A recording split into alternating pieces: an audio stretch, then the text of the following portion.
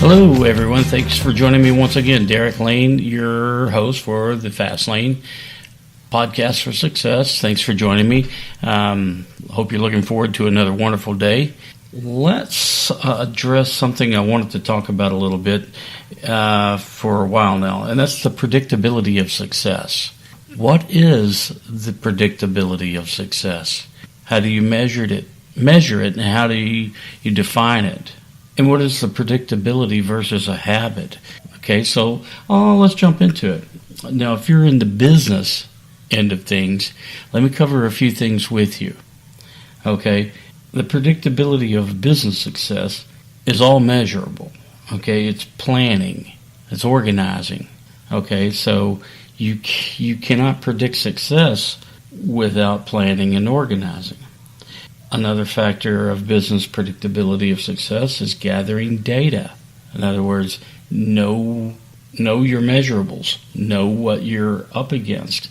If you're going into business or you're expanding business or you're retaining business, you need to know what your data is, your customer base, your sales base, so on and so forth. Then you have the analyzation of that data. What do you do with that data? You have to measure it. And measure it against what? Others? Yourself? Well, that's up to you to define. What are you going to do with that data? And how is it being analyzed? So there you would want to create an analysis report.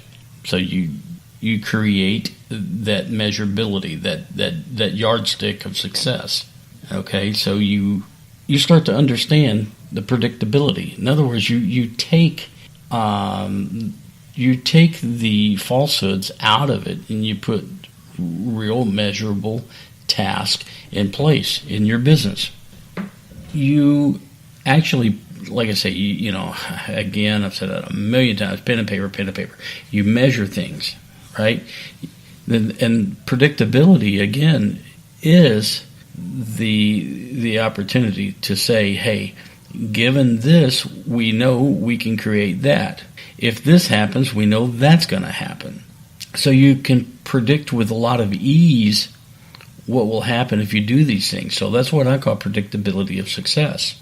And that's what, any curator of business and consulting would tell you, that you are creating the predictability, okay? Your implementation of your data, the implementation of your predictability factors is half the battle.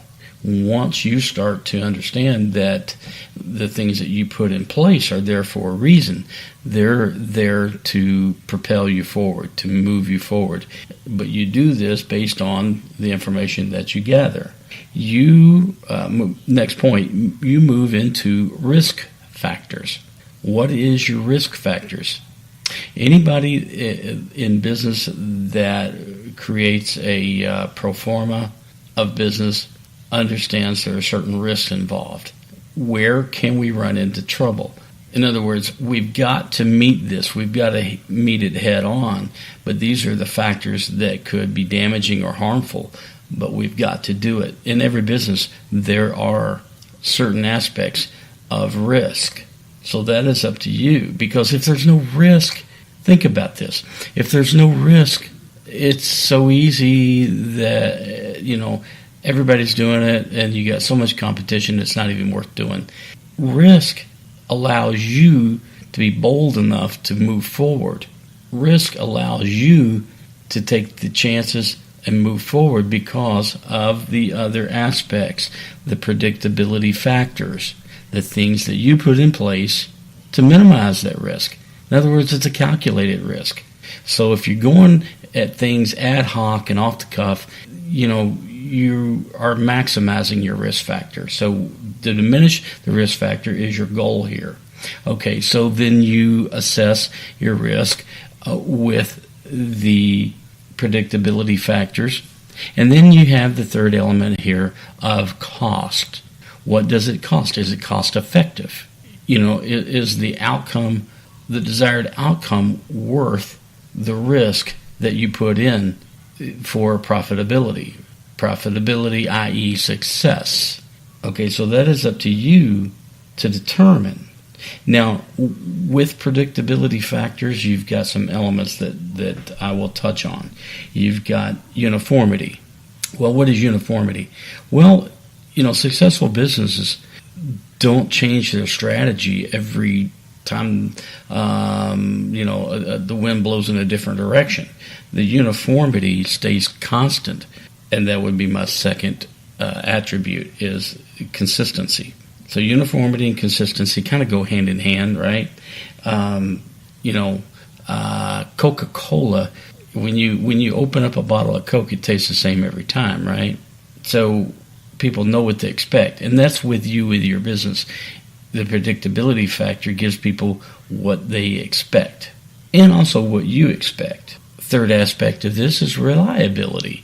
Can people rely on you? Is your business a reliable one? Is your sources reliable? Is your data reliable?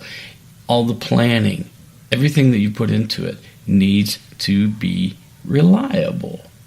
Now, on a personal level, because I know that my podcasts are so geared up to personal outcomes and personal benefits, that we need to take a look at the predictability factor as a personal segment.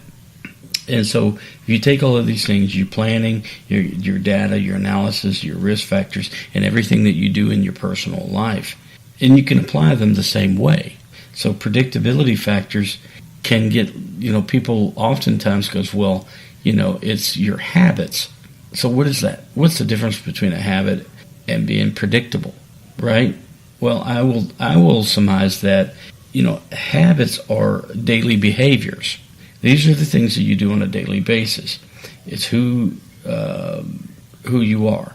And predictability is more of a long-term effect. Okay? Based on your habits, the long-term effect will be this. So your habits create predictability. Okay? So you have personality versus behavior at one point. Okay? So personality can be thought of as who we are. Personality is who we are. Behavior is what we do. So you can see the differences there. Who we are versus what we do. Personality versus behavior. Habits versus predictability. So when you start to understand this and put it all together, and you start to create an analysis, not only of just your business, but your life. Once you start to understand that the things that you do in life create the outcomes.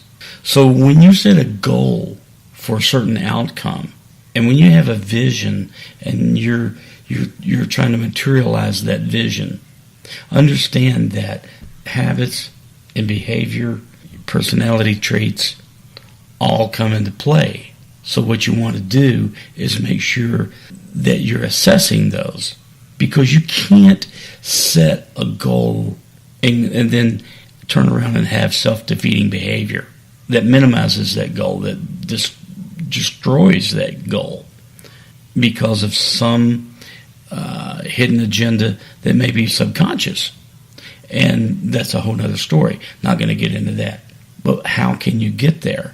And that's what I'm talking about. How can you get there is by analysis, by understanding your habits, writing them down. If you have a habit of going out to eat and eating a Big Mac, and your goal is to be healthy, so your habit is destroying your goal. So you need to change your habit in order to change your predictability. In other words, your outcome. So by you analyzing that and saying, okay, and I made this very simple. I mean, with food and health, you need to say, okay, stop the Big Macs. That is a predictability factor for success in your outcome of wanting to be healthy. Is you've changed something. You've analyzed what you do and you changed it. And the same is for your personal success and your personal outcomes. To be more successful, you have to take a hard look and be very honest with yourself. You think about what other people think about you. And I know a lot of you say, well, I don't care what people think about me. Yeah, you do. You sure do, and you should. You should. If you want to be on top of your game, if you want the respect and admiration of others, then you most certainly think about what they think about you. Now, you can't control everyone, and you can't have thin skin. But what you can do is work on yourself day in and day out. What you can do is analyze day in and day out. And you can measure it. And you can record the differences. And you can say that, I used to eat that Big Mac, but now I don't. And now 3 months later, I've lost 10 pounds. Well, that's analyzing. That's measurement. That's results-oriented. And that's what you have to do in all aspects of your life. Whether it's your business life, your relationship life, just your personal mindset of whom you want to be. It is all gauged and calculated. It's measurable. Your thought patterns, how you think, you can write that down. It may seem very, it can seem very vague, nebulous, but you can record your thoughts and what your thinking pattern is. Whether it's writing them down, using your voice recorder on your phone, and just making thoughts about, I want to do this, I want to do that. I've got a good idea for this. I need to stop doing that. I could do this better. I could do this worse. Constantly monitor yourself. If you want to be a person that is on track to be the best person you can, you have to be very honest with yourself. You have to learn to read and grow. Listen to others, but more importantly, listen to your gut. Listen to your instincts. Once you create a goal, a solid goal, and you do your risk analysis and your assessment, then your gut will aid you and help you in achieving that. It will bring into your thought pattern constructive thoughts.